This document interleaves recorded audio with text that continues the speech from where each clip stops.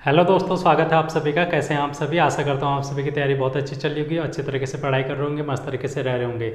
तो दोस्तों आज हम बात करेंगे आपके आने वाले एग्जाम यूकेपीएससी के जितने भी हैं उन सभी के लिए रीजनिंग की बात करेंगे।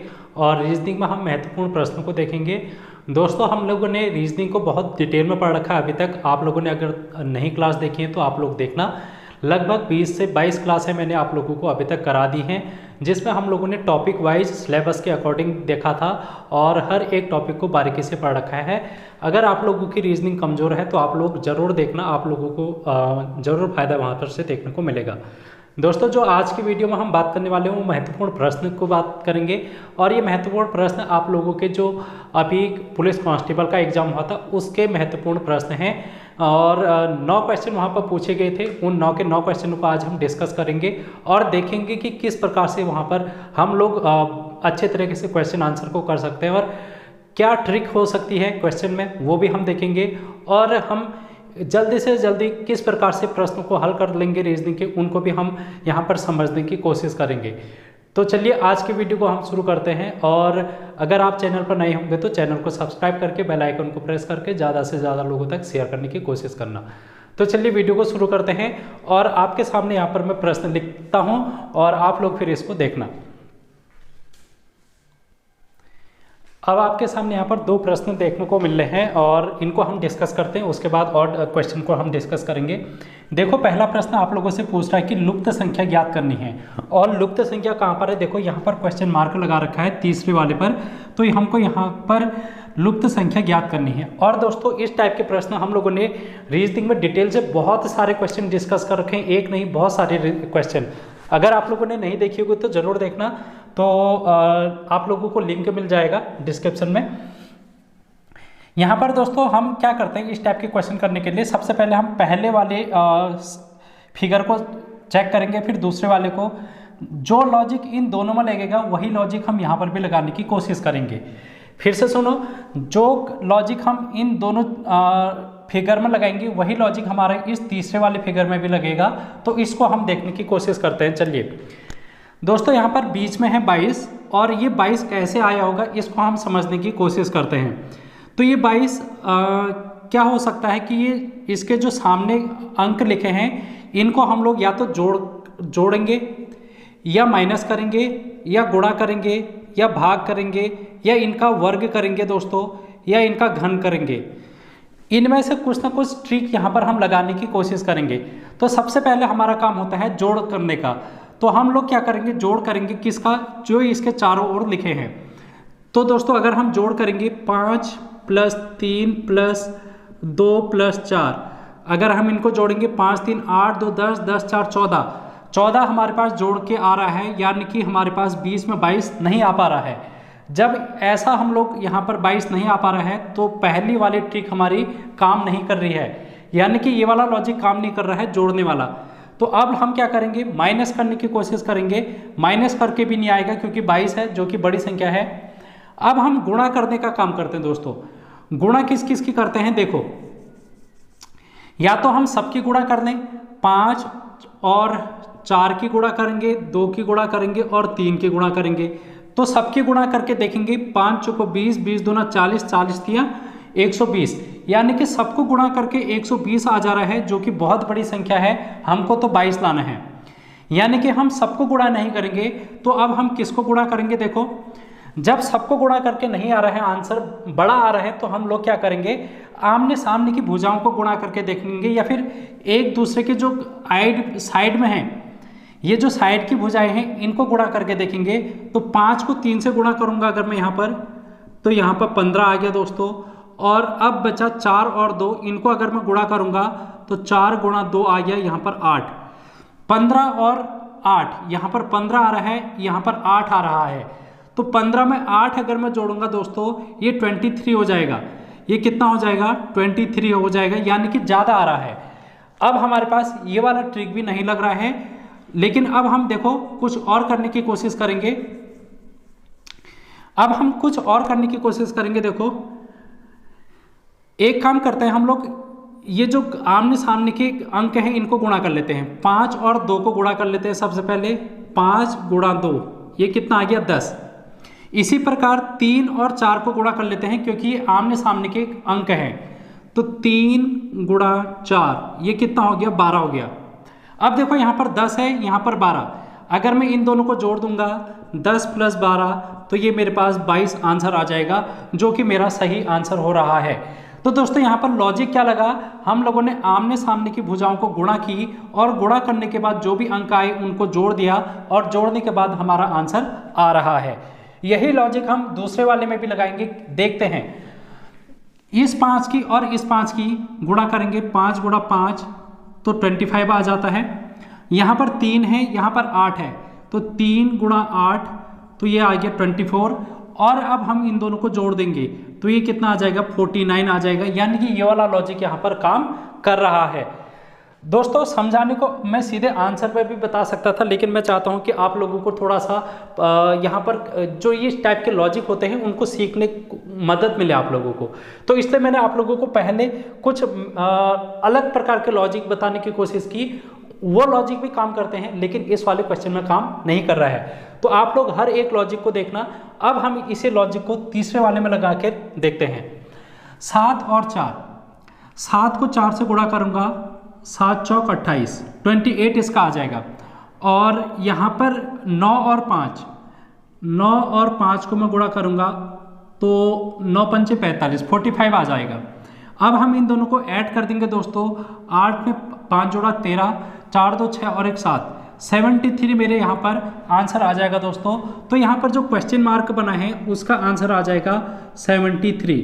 तो इस प्रकार हम लोग लॉजिक लगाकर क्वेश्चन को हल करेंगे। तो आई होप आप लोगों को ये ट्रिक समझ में आई होगी, ये लॉजिक समझ में आया होगा। अब हम दूसरे प्रश्न की ओर बढ़ेंगे, तब तक आप लोग पहले वाले क्वेश्चन को नोट डाउन कर लें और कहीं पर नोट कर लें, फिर मैं इसको रब करके दूसरे क्वेश्चन को समझाने की कोशिश करता हूँ।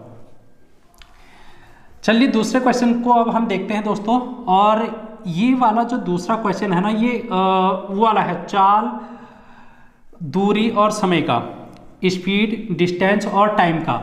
और ये वाला टॉपिक हम लोगों ने इससे पहले की जो क्लास कराई थी उसमें कर दिया है।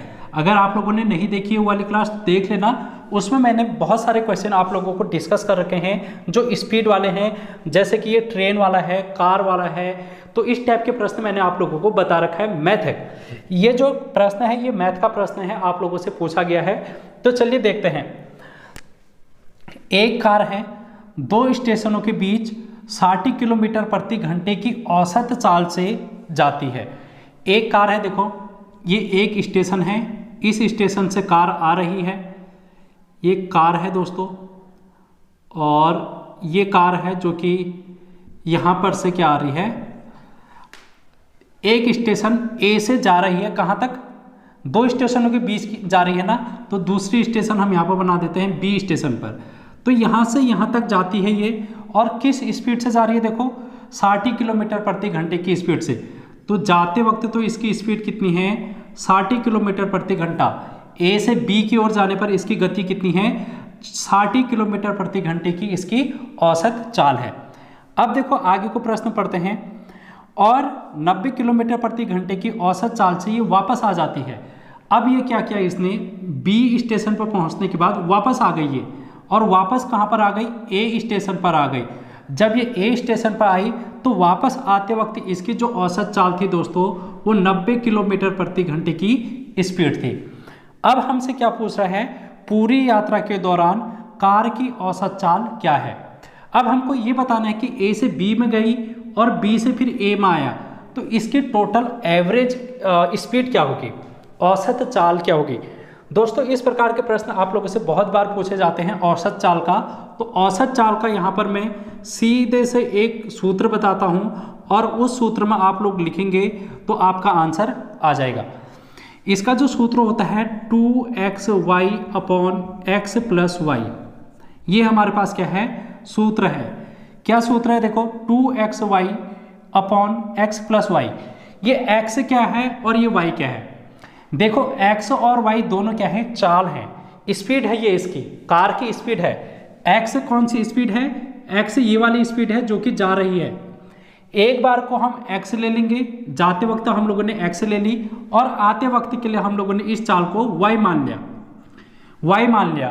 तो अब देखो यहाँ पर 2 इंटू एक्स, एक्स का मान यहाँ पर कितना है 60 किलोमीटर प्रति घंटा, इंटू वाई, वाई का मान कितना है यहाँ पर 90 किलोमीटर प्रति घंटा, upon x plus y, x plus y मतलब 60 प्लस 90।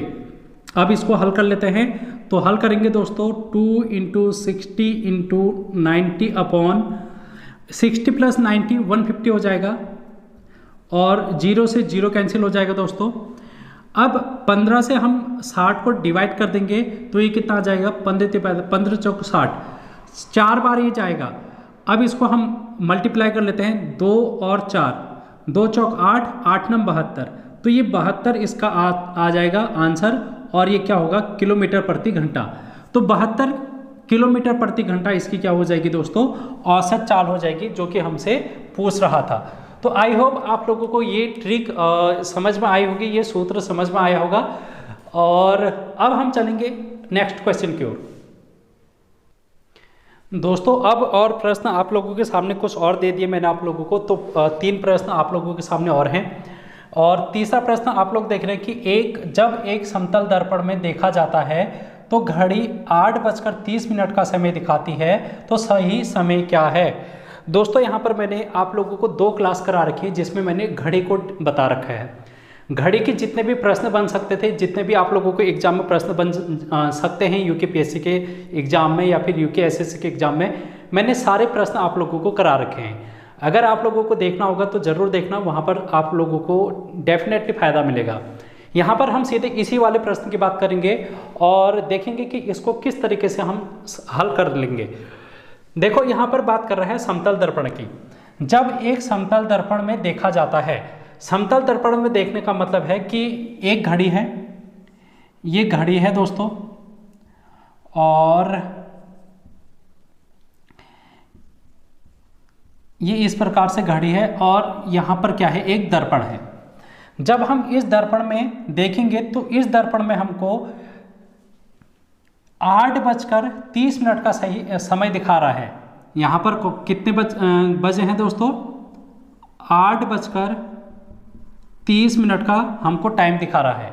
अब हमें क्या बताना है सही समय क्या है, यानी कि जो हमारे पास जो घड़ी है रियल वाली घड़ी है इसमें कितना बजा होगा हमको ये बताना है। तो दोस्तों ये जो प्रश्न है वो दर्पण का प्रश्न है। आप लोगों को मैंने दर्पण करा रखा है, यानी कि मिरर इमेज वाला प्रश्न करा रखा है घड़ी वाले चैप्टर में। तो जब भी हम लोगों के पास घड़ी वाला यहाँ पर दर्पण में बात करता है तो हम लोगों को एक ट्रिक का यूज करना पड़ता है। उस ट्रिक को हम सीधे से देख लेते हैं, ज़्यादा डिटेल में नहीं पढ़ेंगे, सिर्फ इस क्वेश्चन का आंसर किस प्रकार आ सकता है इसको हम देखेंगे। दोस्तों क्या करते हैं हम लोग 12 बज जो भी हमारे पास समय है उसको क्या करेंगे माइनस करेंगे। किस में से माइनस करेंगे 12 बजे में से। तो 12 बजे को मैं और क्या लिख सकता हूँ दोस्तों, 12 बजे को मैं ऐसा भी तो लिख सकता हूँ 11:60, 11:60 लिखूँ या फिर 12 बजे लिखूँ, बात एक ही है।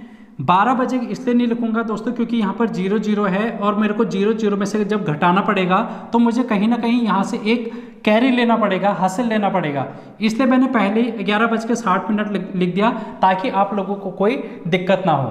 तो आप लोग क्या करना 11:60 से माइनस कर देना। किसको माइनस करना है 8:30 को, जो भी हमारे पास समय दिया होगा उसको हम माइनस कर देंगे।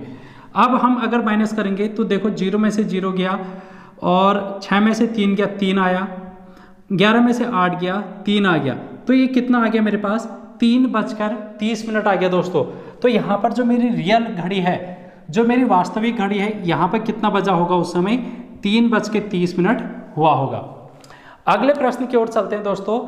यहाँ पर आप लोगों को 4 आरेख दे रखे हैं और आरेखों में से हम लोगों को एक तरल, पिज्जा और दूध का संबंध बताना है कि कौन सा वाला सही होगा। दोस्तों इस प्रकार के प्रश्न भी हम लोगों ने कर रखे हैं, एक अलग से क्लास मैंने आप लोगों को करा रखी थी, तो आप लोग जरूर देखना, आप लोगों को मिल जाएगी इसी प्लेलिस्ट में, जिस प्लेलिस्ट में आप लोग इस क्लास को देख रहे हैं। तो यहाँ पर अगर हम बात करेंगे तरल, पिज्जा और दूध, दोस्तों अगर हम बात करेंगे इन तीनों में संबंध बनाने की, तो तरल और दूध एक ही जैसे हैं क्योंकि दूध भी क्या होता है तरल होता है। तो इसको हम क्या बनाएंगे, देखो ये मैंने बनाया तरल, और तरल क्या होता है दूध भी होता है, तो दूध इसी के अंदर आ जाएगा, ये हो जाएगा तरल और ये इसके अंदर वाला हो जाएगा दूध। अब ये जो पिज्जा है, क्या मैं ये तरल के अंदर बना सकता हूँ या दूध के अंदर बना सकता हूँ? कहीं पर भी नहीं बना सकता। क्यों? पिज्जा अलग चीज़ है, ना ही ये तरल होती है ना ही ये दूध होता है, तो इसलिए पिज्जा को मैं अलग से बना देता हूँ, तो ये मेरा पिज्जा आ गया। अब दोस्तों ऐसा चित्र हम लोगों को, ऐसा आर्य कहाँ पर देखने को मिल रहा है? ऐसा ऑप्शन सी में देखने को मिल रहा है, तो ऑप्शन सी हमारा राइट आंसर हो जाएगा इस वाले प्रश्न में। अब देखो यहाँ पर पांचों प्रश्न की ओर अगर हम बढ़ेंगे तो यहाँ पर हम लोगों ने नंबर सीरीज में देखा था लुप्त संख्याओं को ज्ञात करना। इस तरीके के प्रश्न हमने बहुत सारे कर रखे हैं, अगर आप लोगों ने नहीं देखे तो जरूर देखना, आप लोगों को फायदा मिलेगा। देखो अगर हम बात करेंगे इसके ऊपर कौन कौन सी संख्याएं हैं, 1 फिर 3 फिर 5 फिर 7, तो हमको यहाँ पर क्या समझ में आ रहा है कि 2-2 का अंतर है, 1 से 3, 3 से 5, 5 से 7, और 2 बात क्या अंक आ जाएगा दोस्तों, 7 में 2 जोड़ेंगे तो 9 आ जाएगा।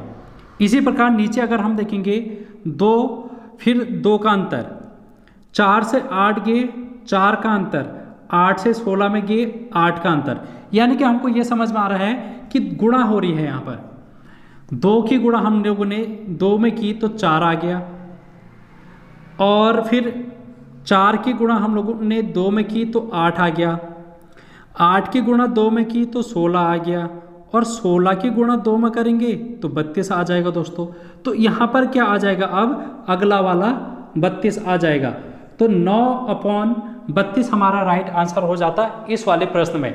तो ये सभी प्रश्न आप लोगों के पुलिस कांस्टेबल के एग्जाम में पूछे गए थे, तो पुलिस कांस्टेबल का पेपर हल है जो कि मैं रीजनिंग का यहाँ पर करा रहा हूँ। और हम लोगों ने ये देखा था कि 9 प्रश्न में से 7 प्रश्न आप लोगों के एग्जाम में पूछे गए थे, जो कि मैंने अभी तक पहले क्लास आप लोगों को कराई थी उन्हीं क्लास में से।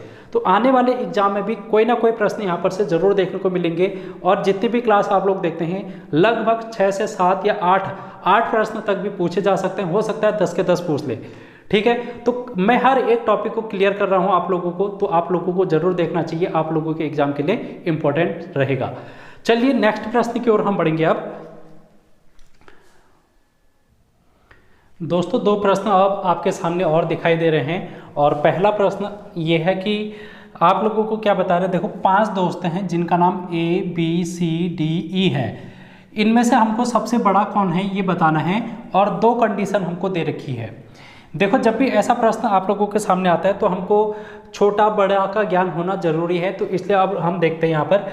देखो जैसे छोटा का चिन्ह आएगा, जैसे A और B, मैं कहूँ A बड़ा है तो इस तरफ मैं चिन्ह लगाऊंगा दोस्तों, ये बड़े का चिन्ह है, ये क्या है, बड़े का चिन्ह है, जिस तरफ मुंह खुलेगा उस ओर बड़ा होता है। अगर मैं कहूँगा A और B में दोस्तों A छोटा है तो B बड़ा होगा, B की ओर मैं मुंह खोल दूंगा, तो इस तरीके से हम चिन्ह का प्रयोग करेंगे छोटा बड़े में। ठीक है, तो आई होप इतनी बात आप लोगों को समझ में आई होगी। अब यहाँ पर क्या देखो, पहली कंडीशन क्या कह रहा है, D A और C से लंबा है। ये जो D नाम का प्राणी है वो A और C से लंबा है। यहाँ पर हम बना लेते हैं पहली कंडीशन को ये बना लेते हैं कि जो D नाम का प्राणी है वो क्या है, A और C से लंबा है। ये A से भी लंबा है, अब ये C से भी लंबा है, तो इसको अलग से बना लेते हैं, C से भी लंबा है।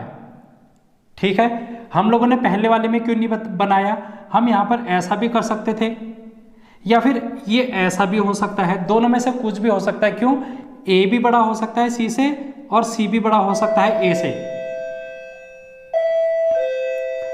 तो इतनी बात आई होप आप लोगों को समझ में आई होगी। ठीक है, तो इस चीज को अब हम देखते हैं।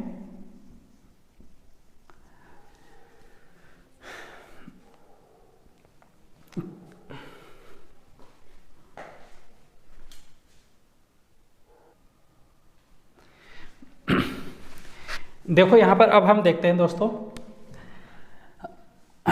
दूसरी कंडीशन देखेंगे दोस्तों, तो क्या हो जाएगा, देखो B E से छोटा है लेकिन D से लंबा है। ये जो B है वो क्या है, E से छोटा है, E से छोटा है B लेकिन D से लंबा है। लेकिन डी से लंबा है। मैंने बना दिया ना, बी जो है वो ई से छोटा है लेकिन डी से लंबा है। अब यहाँ पर देखो पहली वाली कंडीशन को हम उठा के यहाँ पर रख देते हैं। पहली वाली कंडीशन को इस वाली समीकरण में रख देंगे तो ये क्या आ जाएगा, डी बड़ा है ए से तो डी बड़ा है ए से, डी बड़ा है सी से तो डी बड़ा है सी से। तो ये एक इक्वेशन हमारे पास आ गई। अब हमको क्या समझ में आ गया कि ये जो सी है और ए है ये डी के बाद में आएंगे इस तरफ, और अब हमसे क्या करा कि सबसे बड़ा कौन सा है, तो सबसे बड़ा आप लोग देख रहे हैं कि ई है जो कि सबसे बड़ा हमको दिखाई दे रहा है। तो ई हमारे पास जो होगा वो आंसर हो जाएगा ऑप्शन, ठीक है। तो ई आप लोग इसका सही आंसर करेंगे। बढ़ते हैं नेक्स्ट प्रश्न की ओर। 7वां प्रश्न आप लोगों के सामने नीचे लिख रखा है मैंने, इसको अब हल करने की कोशिश करेंगे दोस्तों। और ये जो प्रश्न है ये डायरेक्शन का प्रश्न है, दिशा और दूरी का प्रश्न है। और हम लोगों ने दिशा और दूरी वाला चैप्टर भी बड़े अच्छे से कर रखा है, तो आप लोगों ने नहीं देखा तो ज़रूर देखना दोस्तों। पहले मैं यहाँ पर कुछ चीज़ बता देता हूँ आप लोगों को, उसके बाद हम इस प्रश्न की ओर आएंगे। देखो दिशाओं का ज्ञान आप लोगों को होना चाहिए, और दिशाओं के ज्ञान में अगर हम बात करेंगे ये उत्तर होता है और ये दक्षिण, ये पूर्व और ये पश्चिम, 4 दिशाएं तो ये होती हैं।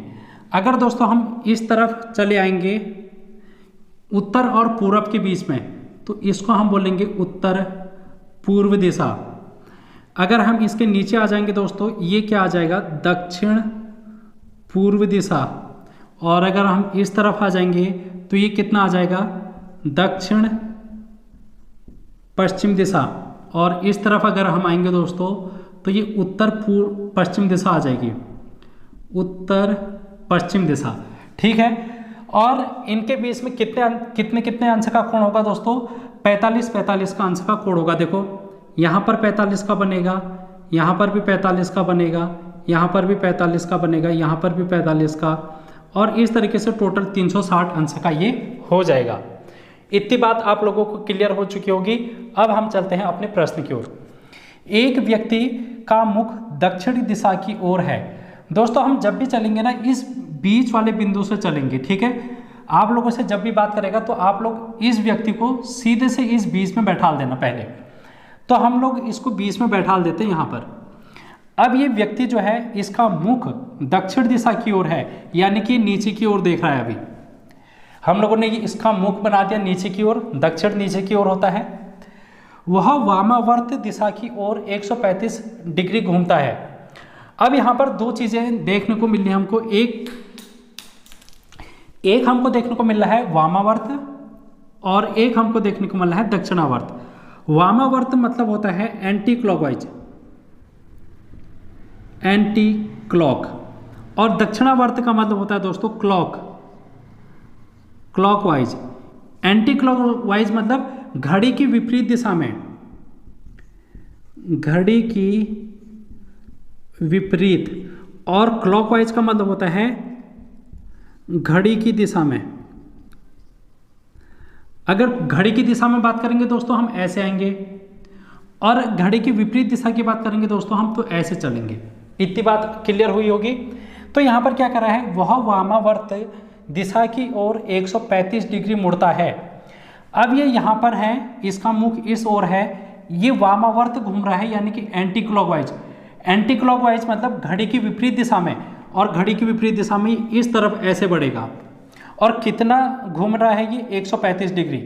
135 डिग्री दोस्तों अब हम इसको ऊपर की ओर बना देंगे। देखो यहाँ पर तो ये 90 डिग्री घूमेगा, यहाँ से यहाँ जाने पर इसने 90 डिग्री घुमा होगा, और 90 में अब हम कितना जोड़ेंगे कि 135 आ जाएगा, तो 45 डिग्री और जोड़ देंगे। 135 डिग्री को मैंने 90 + 45 कर दिया। 90 डिग्री तो मैं घूम गया, अब 45 डिग्री और घूमना है। 45 डिग्री और घूमूंगा दोस्तों तो ऐसा मैं आ जाऊंगा। तो अब मेरा ये जो वामावर्त घूमने के बाद दिशा बनी, ये बनी उत्तर पूर्व दिशा, ये वाली दिशा बन गई दोस्तों, ठीक है ना। आई होप इतनी बात आप लोगों को समझ में आई होगी। अब क्या कह रहा है, उसके पश्चात 180 डिग्री दक्षिणावर्त घूमता है। अब ये क्या कर रहा है, यहाँ पर से यहाँ पर से उत्तर पूर्व से अब दक्षिणावर्त 180 डिग्री घूम रहा है। 180 डिग्री घूमने का मतलब है कि जैसे ये इस दिशा में है, अब ये इसके विपरीत दिशा में देखेगा, तभी तो यहाँ पर 180 डिग्री का कोण बनेगा। तो दक्षिणावर्त यानी कि क्लॉकवाइज दिशा में इस ओर अब आएंगे हम, इस ओर अब हम आएंगे घड़ी की दिशा में। तो यहाँ पर देखो ये ऐसे आ जाएगा, ठीक है, क्योंकि यहाँ पर 180 डिग्री का कोण बनाएगा ये, और 180 डिग्री का कोण बनाएगा तो ये इस दिशा में देखेगा। और ये कौन सी दिशा है देखो दोस्तों, ये है दक्षिण पश्चिम दिशा। दक्षिण पश्चिम दिशा की ओर ये अब देख रहा है। तो आपसे यही पूछ रहा है अब उसका मुख किस दिशा की ओर है। अब उसका मुख देखो दोस्तों दक्षिण पश्चिम दिशा की ओर है, तो ये आपका आंसर हो जाएगा। आई होप आप लोगों को ये ट्रिक समझ में आई होगी। अब चलते हैं नेक्स्ट प्रश्न की ओर। दोस्तों अब दो प्रश्न और आपके सामने हैं, और ये जो नवा प्रश्न आप लोगों को देखने को मिल रहा है, इसका आंसर आप लोगों को कमेंट बॉक्स में बताना है, ठीक है। ये आप लोगों के होमवर्क के लिए प्रश्न है। इस तरीके के प्रश्न मैंने आप लोगों को करा रखे हैं, तो अगर आप लोगों ने नहीं देखी क्लास तो देख लेना। मैं आप लोगों को ये गाय और मुर्गी वाला प्रश्न समझा देता हूँ, ठीक है। तो मैं नवा प्रश्न को आप लोग स्क्रीनशॉट ले लें, मैं इसको रब कर रहा हूँ। 8वें प्रश्न को हम यहाँ पर डिस्कस करेंगे, और इस वाले प्रश्न को बहुत से लोग छोड़ के आए थे, बहुत कम स्टूडेंट है जो कि करके आए थे ये 8वां वाला प्रश्न, ठीक है। तो इसको हम देख लेते हैं क्या कह रहा है ये। गाय और मुर्गियों के एक समूह में है, यहाँ पर गाय भी है और क्या है, मुर्गियाँ भी हैं। तो इनका क्या है, एक समूह है। पैरों की संख्या सिरों की संख्या के 2 गुने से 14 अधिक है। गायों की संख्या कितनी है। हमको इस समूह में गायों की संख्या बतानी है, और कुछ कंडीशन है जो कि इसने हमको बता रखी है। और कंडीशन ये है कि जो गाय है, गाय देखो इसके 4 पैर होते हैं, और मुर्गी के 2 पैर होते हैं, ठीक है, और इसका एक सर होता है, इसका भी एक सर होता है। तो इतनी बात आप लोगों को क्लियर हो गई होगी। अब यहाँ पे क्या कह रहा है, देखो पैरों की संख्या सिरों की संख्या के 2 गुने से 14 अधिक है। इसको अभी हम थोड़ी देर बाद देखेंगे। हमें क्या पूछ रहा है, गायों की संख्या कितनी है। तो हम यहाँ पे लिख लेते हैं माना गायों की संख्या हम कितना मान लेते हैं, x मान लेते हैं। हमने ये मान लिया कि यहाँ पर ये जो समूह है, इस समूह में हमें अभी नहीं पता, तो हम लोगों ने x मान लिया कि x गाय है। इसी प्रकार हम लोग मान लेते हैं मुर्गियों की संख्या, और हम लोगों ने मुर्गियों की संख्या कितनी मानी, y मान ली दोस्तों। कितनी मान ली, y मान ली है। अब देखें अगर हम बात करेंगे दोस्तों, जितनी गाय होंगी उतने ही तो गाय के सर भी होंगे, जितनी मुर्गी होंगी उतने ही मुर्गी के सर भी होंगे, क्योंकि एक ही गाय के एक सर होता है, एक मुर्गी का एक सर होता है। तो यहाँ पर हम ये भी कह सकते हैं कि जो x है ये सर की संख्या है, x क्या है, गाय के सर की संख्या है, और y क्या है, मुर्गियों की सर की संख्या है। ऐसा भी हम लोग कह सकते हैं, ठीक है। लेकिन हमें यहाँ पर क्या कह रहा है, देखो इसको हम ये भी कह सकते हैं, देखो सिर, किसका सिर, गाय का सिर, और y क्या है, मुर्गियों का सिर। इतनी बात क्लियर हुई होगी।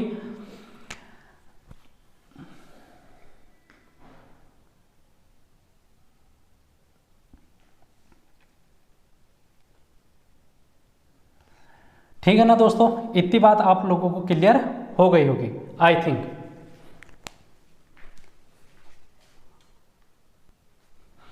तो अब हम यहां पर देखते हैं क्या कह रहा है, देखो पैरों की संख्या। अब पैरों की संख्या, गाय के भी पैर होंगे, तो गाय के कितने पैर होंगे, देखो 4 पैर तो एक गाय के हैं। एक गाय के कितने पैर हैं दोस्तों, 4 पैर हैं। अब हम कह रहे हैं यहाँ पर कितने गाय हैं, x गाय। हम लोगों ने मान लिया कि यहाँ पर x गाय हैं, तो x गाय के कितने पैर होंगे दोस्तों, 4x पैर हो जाएंगे।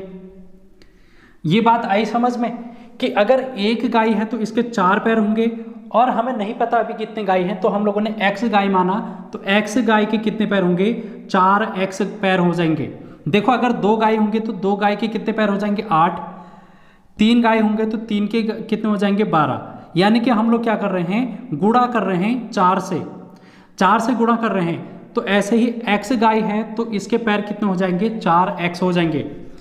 इसी प्रकार दोस्तों अगर हम बात करेंगे मुर्गियों के, तो एक मुर्गी के 2 पैर हैं, एक मुर्गी के 2 पैर हैं। तो अगर हम बात करेंगे y मुर्गी तो इसके कितने पैर हो जाएंगे 2y पैर। ये बात भी आप लोगों को समझ में आ गई होगी। तो पैरों की संख्या कुल कितनी हो गई यहाँ पर 4x ये पैर हो गए गायों के और 2y पैर हो गए मुर्गियों के। तो कुल पैर कितने हो गए 4x प्लस 2y। गाय के पैर 4x हैं, 2y पैर मुर्गियों के हैं। तो हम लोग यहाँ पर लिख लेते हैं 4x प्लस 2y बराबर। अब यहाँ पर देखो पैरों की संख्या हम लोगों ने लिख ली 4x प्लस 2y। ये कितनी है देखो, सिरों की संख्या के 2 गुने से 14 अधिक है। अब यहाँ पर सिरों की संख्या कितनी है देखो, गाय के कितने सिर होंगे x सिर होंगे हम लोगों ने लिखा है, मुर्गियों के कितने सिर होंगे y सिर होंगे। तो टोटल कितने सिर होंगे दोस्तों x प्लस y होंगे ना। अगर हम यहाँ पर इस समूह में बात करेंगे सिर तो जितनी गाय होंगी उतने गाय के सिर यानी कि x, जितनी मुर्गी हैं उतनी मुर्गियों के सिर y सिर। तो टोटल कितने सिर हो गए x प्लस y सिर हो गए। तो यहाँ पर क्या कर रहा है, सिरों की संख्या के 2 गुने, तो सिरों की संख्या हम लोगों ने बता दी x प्लस y होगी, कुल सिरों की संख्या x प्लस y होगी और इसका कितना कह रहा है 2 गुना, सिरों की संख्या के 2 गुना। तो इसका हम 2 गुना कर देते हैं। तो 2 गुना करने के लिए 2 से गुणा करते हैं कभी भी हो। तो हम लोगों ने इतना कर लिया, से 14 अधिक है, इससे 14 अधिक है तो हम लोगों ने इसमें 14 जोड़ दिया। तो आई होप आप लोगों को ये कंडीशन समझ में आ गई होगी। क्या कंडीशन थी, पैरों की संख्या, ये जो पैरों की संख्या है कितनी है 4x प्लस 2y, वो किसके बराबर है, सिरों की संख्या कितनी हो गई x प्लस y के 2 गुने, इसका 2 गुना कर दिया 2 से गुणा, से 14 अधिक है, 14 अधिक है मतलब उसमें हम 14 जोड़ देंगे तभी तो अधिक आएगा। अब हमें क्या बताना है, गायों की संख्या कितनी है। तो गायों की संख्या हम लोगों ने पहले मान रखा है कि x गायों की संख्या होगी। तो अब हम इस इक्वेशन को सॉल्व कर लेते हैं। देखो कैसे, 4x plus 2y is equal to 2 से अंदर गुणा कर लेते हैं तो 2x हो जाएगा, प्लस 2 से y में गुणा करेंगे तो 2y हो जाएगा प्लस 14। अब देखो x वाली चीज़ एक साथ ले आएंगे, y वाली चीज़ एक साथ ले आएंगे। तो देखो 4x, ये 2x इस तरफ है राइट साइड में, अगर हम इसको लेफ्ट साइड में लाएंगे तो ये माइनस हो जाएगा, माइनस का 2x। अब ये प्लस 2y ऐसे रहने देते हैं। इस 2y को जो कि बराबर के राइट साइड में है, इसको हम लेफ्ट साइड में लाएंगे तो ये प्लस का माइनस हो जाएगा और इक्वल टू का साइन हम लोगों ने लगाया, 2x यहाँ आ गया, 2y भी यहाँ आया, तो बचा कितना 14 बचा। अब देखो 2y यहाँ पर प्लस का है, 2y यहाँ पर माइनस का है, तो 2y में से 2y को माइनस करेंगे तो 0 हो जाएगा, इसका मान तो 0 हो जाएगा 2y में से 2y को घटाकर। बचेगा क्या हमारे पास 4x माइनस 2x, 4x में से 2x को माइनस करेंगे तो 2x आएगा, इसका मान तो 0 आ गया, इज इक्वल टू 14। अब ये x है 2 के साथ गुणा हो रही है, इस x की 2 के साथ गुणा हो रही है, तो इस 2 को मैं अगर दूसरी तरफ भेज दूंगा तो ये भागा हो जाएगा, तो भागा कर लिया मैंने। और जब भागा किया 14 में 2 का भाग तो ये कितना आ गया 7, और तो x का मान मेरे को बताना था तो x का मान आ गया दोस्तों 7। और x क्या है यहाँ पर गायों की संख्या है, और गायों की संख्या हमें पूछ रहा था, तो गायों की संख्या आ गई दोस्तों 7। तो 7 हमारा यहाँ पर क्या हो जाएगा आंसर हो जाएगा।